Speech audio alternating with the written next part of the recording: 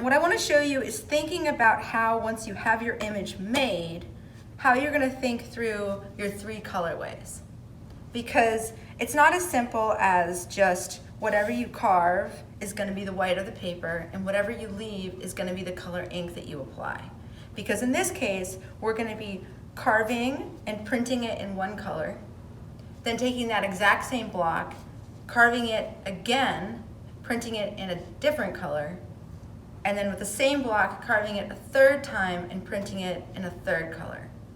And so you have to really plan what colors you're going to use and how you're going to maintain a sense of focus, like what's your focus area, and how you're going to have a sense of contrast. And the easiest way to sort of begin to think about how to develop these colorways and color layers is to use tracing paper and do a mock-up.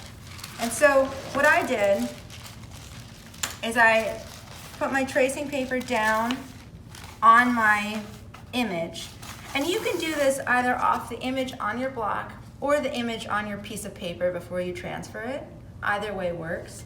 But this is called a key image. It has all of your critical information. So you're going to use your key image, and you're going to put tracing paper over your key image, and then you're going to determine what is going to be the white of your page. Everything else gets filled in with your first color. So my first color is going to be kind of a light orange. I'm going to make it lighter than this color, but this is just a rough sketch to kind of figure out compositionally where I want white and where I want everything else to be color. So you can see on here, for the first layer, which is going to be white, remember the color of your paper, I've carved out just some details in here, details in here, details in the head, and these claws, and then some stuff in here, just a little bit. So these are just going to be some fairly subtle highlights. What that means is that I'm actually not going to have a whole lot of white in my first image. This is a personal decision. You could also carve out your whole background at this point and have most of your 3 colorways be contained within just your animal, right? This is a purple gallinule. So this is a decision that you have to make.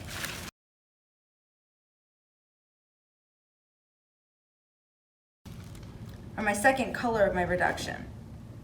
And I'm going to want to maintain some areas that are just the first color, right? So I want the yellow or light orange, depending on how I mix my colors, to be in here. And so what I'm going to do for my second color is I'm going to carve out anywhere that I want to have yellow.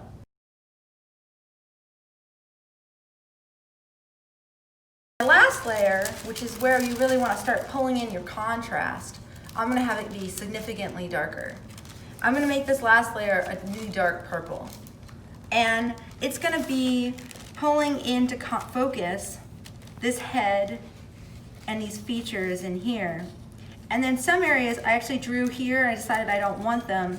It's not really necessary to outline your full form if it's going to be defined by a color separation.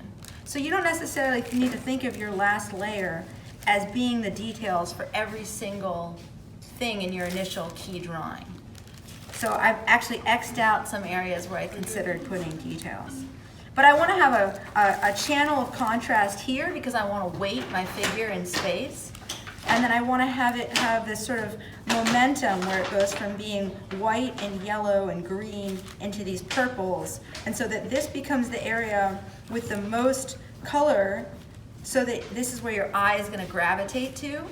But then your eye is going to also travel around the picture because it's going to have this area that doesn't have as much color, so it's not as much a visual interest, but is going to have this weighted surface that the animal is poised on. And so that way, we're always thinking about how your eye travels around a picture plane. You want to be careful not to have all your colors in contrast end up kind of in one corner, right? Because then we're always thinking about how it's going to off-balance your entire image area. So this is to help you figure out how you're going to carve your block. It's also to help you figure out how you're gonna create contrast and focus and balance without having to do it on your block where you've already invested a ton of energy and time. Here's another one I made to demo kind of another way you could think about it. This is where I really outlined most of my imagery. But this one I have carved a fair amount of the white out, so I'm creating this sort of green, lush foliage. And notice I've left where the birds are because I'm gonna print that in this next layer, but I'm gonna carve away all the foliage. So now I've carved away all the green of the leaves, but I've left the branches and all the details in the egrets. And then for my third carving, I'm gonna carve away most of the branches and then just leave some details in the ones I wanna have kind of be the focal point, and then leave again this outline in the egrets. And so in your end result, these egrets are gonna be very, very simple, kind of elegant white forms, and everything else is gonna be fairly saturated in the greens, the browns, and then a little bit of the black.